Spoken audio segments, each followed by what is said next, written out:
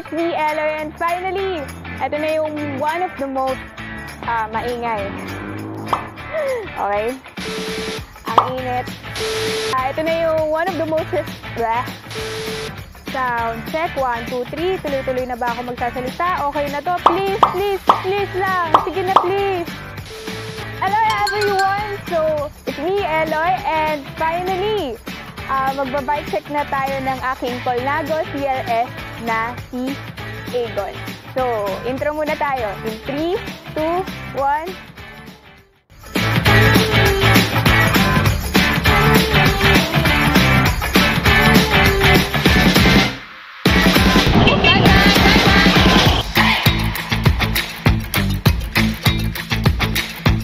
Once again, this is a Colnago CRS.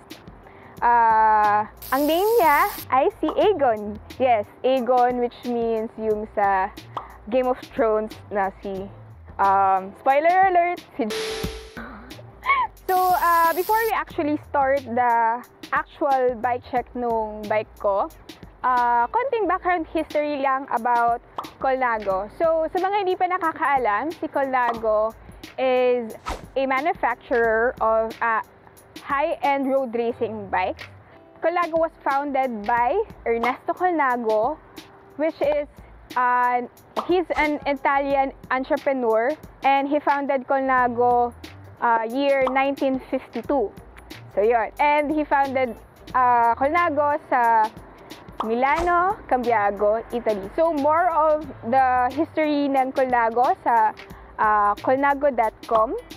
So you could go to their site to know more about Colnago bikes and its history. So let's talk about my actual frame, which is yung Colnago CRS. So Colnago CRS is the entry-level frame set of Colnago.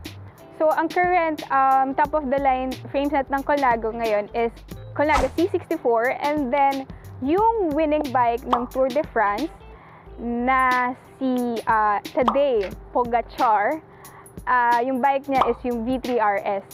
Then, I got this Colnago, my Colnago CRS last September 2019. So, mga 1 year and 7 months na siya sa akin. And sa Colnago, Manila, sa Banawe ko siya nakuha. Shout out kay Kuya Tini, kay Ma'am Sarah, kay Sir Dale, at kay Sir Roy sa Colnago, Manila. Hello po. So, yun. Currently, ang distance niya is ang tinakbunan nito is nasa 7,295 kilometers. So, tinignan ko sa Velo Viewer, pag kunyari yung ganun distance, parang makakapunta ka na sa Muscat, Oman, di ba? And then, what else? Okay. Since September 2019 ko siya nakuha, ang unang nag-race agad itong si A1 sa Tour of Matabungkay 2019, which is, yun na nga yung parang pinaka-recent and last na major race ko so far. So, nag-350 km race siya na 3 days yon sa Tour of Matabungkay. Mga 1 month ko lang siyang na-ride nun. Tas sumabak na agad siya sa gera, kumbaga. And what else? Yung total elevation niya naman, I think, nasa mga, labas na tayo ng kodigo. Yung elevation niya naman is nasa mga 45,000 meters. So, ang Everest kasi is 8,848 meters. Yun yung kung gaano kataas yung Mount Everest. So, eto, nakaka-45,000 estimate na. Parang 5 times na ng Mount Everest yung naakyat ni A1. And then, ang pinaka-longest ride niya so far is yung vlog ko sa Pampanga, sa TB's Farm, which is yung 200 km ride to Angeles, Pampanga. At saka yung first ride niya pala is sa Pililla Windmill. So, that time pwede pang umakyat sa Pililla. So, Yun yung first ride niya. 100 km yung parang binyag niya. Let's start the actual bike check na. So, bike check na tayo ng aking Colnago CRS na si Egon. So, let's talk about the frame. So, yung frame niya is size 42S. Dito nakalagay yun. And then, full carbon monocoque frame siya. Dati, nung una, parang full Ultegra ako, R8000 Ultegra. So, ngayon, mix na siya. Yung caliper ko, eto, still Shimano R8000. And then, pati yung rear derailleur ko, pati front derailleur is R8000 pa rin na Ultegra. Ano pa ba yung R8000 ko? The cassette or the cogs. So, yung cogs ko is 1128. So, usually, yung choice of cassette ko 1128. Okay. And then the shifter, yan, R8000 pa rin. Yung chain ko din, ito, is R8000 pa din, na 34 yung size. So, ayan. Pagdating naman sa pedal, naka 105 ako na Shimano na R7000. And then, ang pinalitan ko nung nag-upgrade ako is yung crank arm. Yung crank arm ko na ngayon is Croder, which is 165mm pa din. And then, nag-upgrade ako ng power meter na Croder Spirit power meter. So, kung matatandaan nyo, meron akong vlog about this, the Croder Spirit power meter. So, ito yon. Ayan. Yan yung power meter ko. Tsaka, naka-ano din ako, pulley din ako na Tripeak Jetstream. Pati Tripeak yung nasa loob nito, yung bearing niya is Tripeak. Bottle cage. Ang bottle cage ko is Colnago, Colnago and then so, ito na kasi yung nakalagay na bottle cage ever since kasi parang nagmamatch siya dito sa bike ko. So, hindi ko na pinapalitan. Pero, bala ko siyang palitan ng Croder bottle cage kasi mas lightweight yon. Mamaya, titimbangin natin yung weight nito. May dala akong pantimbang. So, ever since yung saddle ko, ito na yung dun sa bagong dare bike ko. Specific for women, which is yung specialized power mimic. Yan. Yung drop bar natin is FSA Omega Compact. So, yun yung nakalagay. Ang size niya is 38. Nung nag-change ako nito, ang laki nung difference sa akin. Kasi, dati parang naka 42 ako. So, parang naka ganon. So, madalas sumasakit yung balikat ko. Pero nung nag-change ako to 38, na-solve na yung problem sa balikat ko. And then, what else? Oh, last but not the least, ang wheelset natin, Croder Allegro 9. So far, nagugustuhan ko yung performance niya. Even yung first try ko siya sa may pantabangan. Ito yung gamit ko, Croder Allegro 9 wheelset. Aluminum siya. It's not carbon. But, mamaya makikita nyo kung ano yung klaseng tunog nung nung hubs. What else? The stem pala. My stem is Deda 0. Which is size 80mm. So, yan.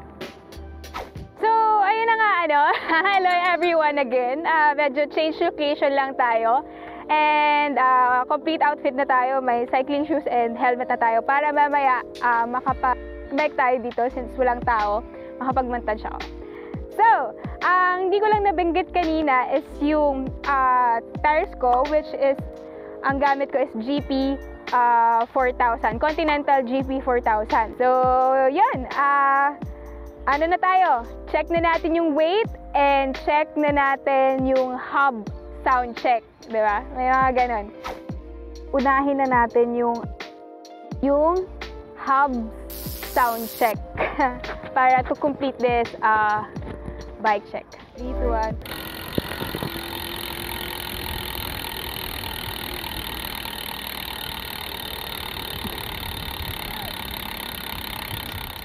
So, last but not the least is yung check na natin yung weight na tong si Aegon. So, tanan! So, ito yung part na hindi na usable yung audio ko.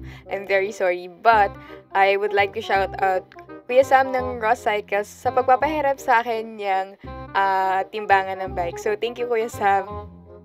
Hello. Bull. Yun. So, here's another part na gulo-gulo na yung yung audio. Ang weight Kaya, niya sabayan ko na. is on natin.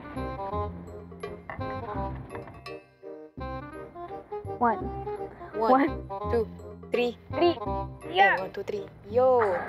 So, ang weight niya is Ilan? 7 point. Hindi niya makita. Ang hirap ng Hindi 1 man makita team, ni ma. Eloiza kasi hirap na 7 hirap point. siya. Ouch. 7 Ayan. point. Tinitigan niya, hirap na hirap pa rin siya. Nanginginig na yung kamay niya. Hindi pa rin niya 7. makita. 8. Yan, so sabi niya, finally, 7.87 kilograms ang weight ng siya? bike niya. Tama ba? So, hindi pa siya kontento, inakyat niya pa ulit. 87. So, yun, 7.87 nga talaga yung weight ng bike niya. So, yan, nagpapasalamat na siya na, yun, na-survive niya tong bike check na to.